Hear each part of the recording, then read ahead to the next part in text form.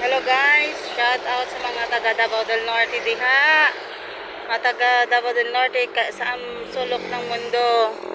Hello, welcome to the Tagum City. Ito, naghihintay po kami ng masasakyan. Ayan. Ako lang pala.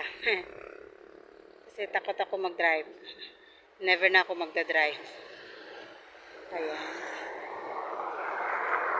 Punta kami ng ngayon, Tagum to Duhali. Saka sa mga taga Duhali dyan. Kasi kanina, kung nakita niya sa video, rin ako galing sa St. Mary's College hanggang sa Old Capitol sa Davnor. Maganda yung Capitol nila dito. So, ito guys. Ano pa naman ako naghihintay 20 minutes pa naman So, ayan. Hanap tayo. Wala talaga. May mga bus, pero hindi naman, ayan deep end. Bus ng deep end.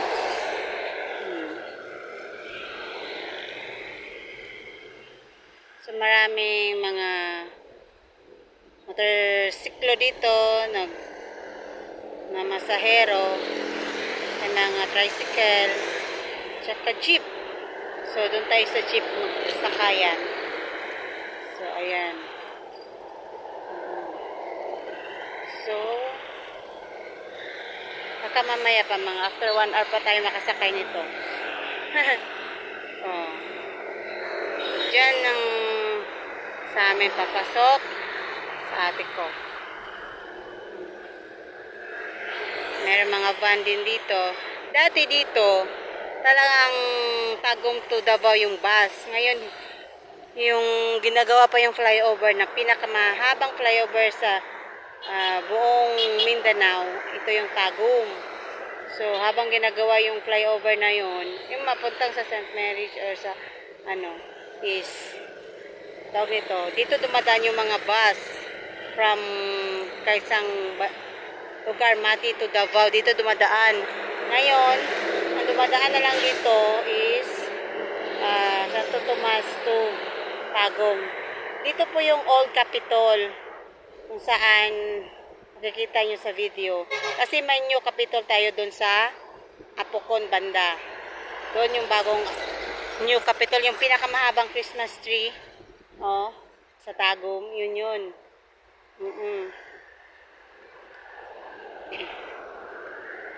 So, ayan guys.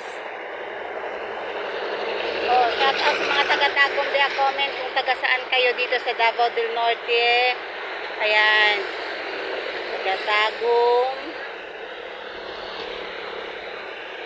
Naiinis ako sa mga sa mga namamasero na tricycle. Kasi kung nagta-tricycle ako, kanina pa saan ako umalis. Diba, wala na silang makitang pasahero dito, nakasakay na naghihintay o dinididman na nga lang natin yung mga motorsiklo na nagmamaneho kasi ang kulit.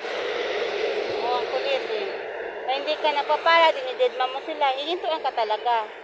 Yan yung mga namamasahero.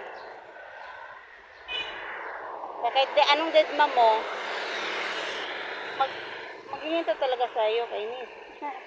Diba, naranasan nyo ba yan, ganyan? Kahit hindi sila pinapara, pusang hihinto sa iyong sa gitna, di ba?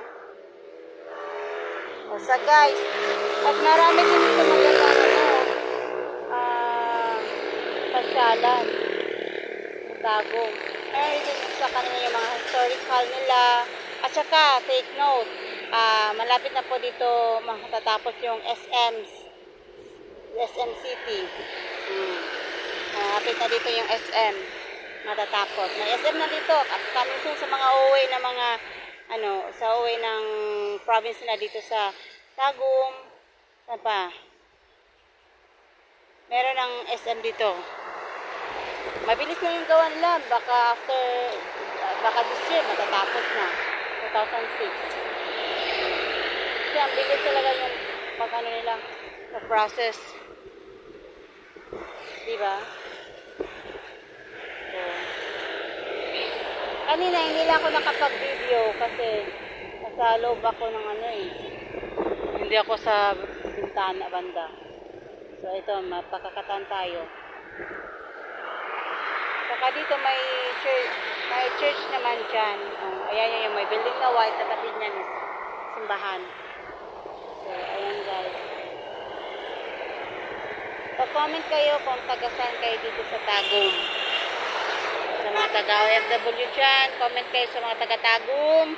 At hindi na natin kailangan pumunta sa malayong lugar. Meron na dito lahat. Mga malls. O, diba? Pero, kaya hindi natin pumunta ng ibang lugar.